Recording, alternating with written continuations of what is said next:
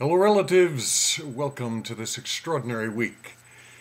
The inauguration of the first black American president. The nation is riveted. We're all hopeful. And the Arizona football Cardinals won the National Football Championship and are one step away from the Super Bowl. There are miracles in the air everywhere. Welcome to this week's Bite for the week January 19th, entitled The Living Well.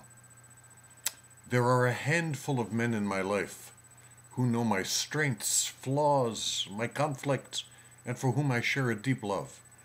These are men with whom I laugh and cry, whose counsel I seek, and who help me heal my wounds.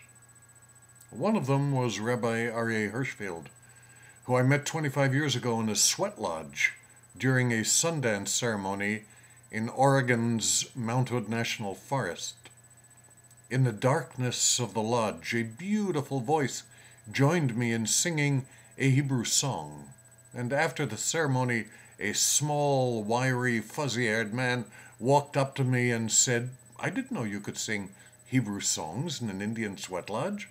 And I told him that my understanding was that singing songs in the lodge in your own tribal language was actually a fulfillment of its purpose, to purify, to heal, to bring together all of the clans, the colors of the four directions, each singing songs in their native tongues, because that would be the ushering in of a messianic age of peace. That evening, after we talked, he invited me to join him at dawn at his campsite to recite the Hebrew morning prayers, and I told him I hadn't done it in 20 years and that most of my spiritual needs were met in Indian country. And he said, "We're here in Indian country. What's to lose?" Why not, indeed? So the following morning, I joined him, and together we chanted the morning service. In the middle of it, we heard and watched 50 sundancers march in single file into the great arbor.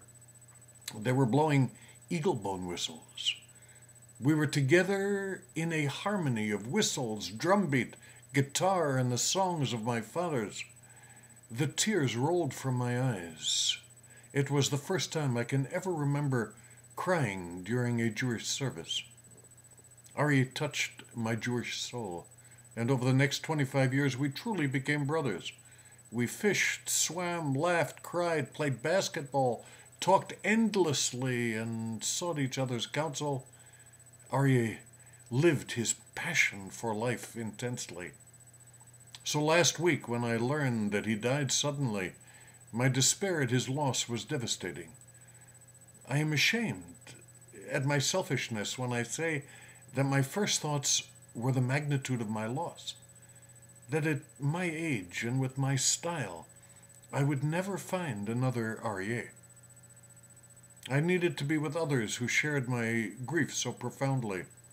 So I flew to his home in Portland to be surrounded in spiritual community. Hundreds of people were at his memorial service. Jews, Christians, a Muslim imam who spoke. There were eagle feathers and cedar branches and a choir that sang the music he composed. It was a community of love that paid tribute to this remarkable man. After the tears and laughter, I went to his home and played basketball with his 7-year-old twin sons, and they played feisty, just like their dad. They scrapped for loose balls, they dribbled furiously and cheered wildly when they got a shot over my head.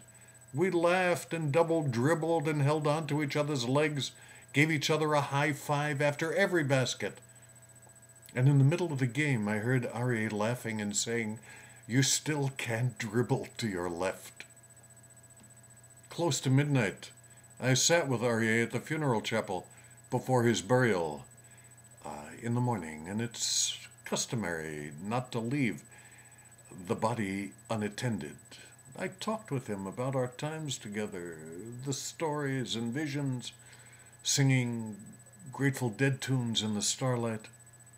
I told him I had just played basketball with the twins, and they could run around me just like he could.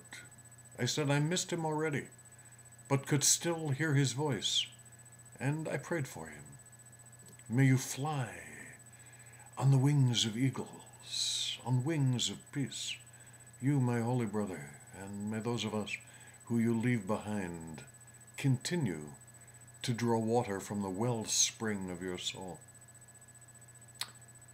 I am with you, Aryeh Lev ben Saraleah v'Yakov Halevi, my dear friend, my beautiful one.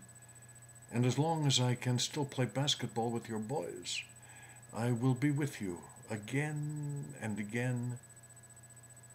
Aryeh wrote an enchanting song called Wings of Peace, the chorus of which is, "Draw water in joy from the living well." This is Aryeh's legacy. Find the wells of your love and draw water from them every day. They will never run out. And just as a postscript, Aryeh was a committed peace activist. Today is a day we honor Martin Luther King. If you'd like to hear Aryeh's music and learn more about him and his work, visit his website at www.rebaryeh.com. And there are pictures that accompany this bite. You can take a look at my brother. Have a great week. We are in historic, changing times. I wish you well and blessings. I say this for all my relations. Mitakwiyasi.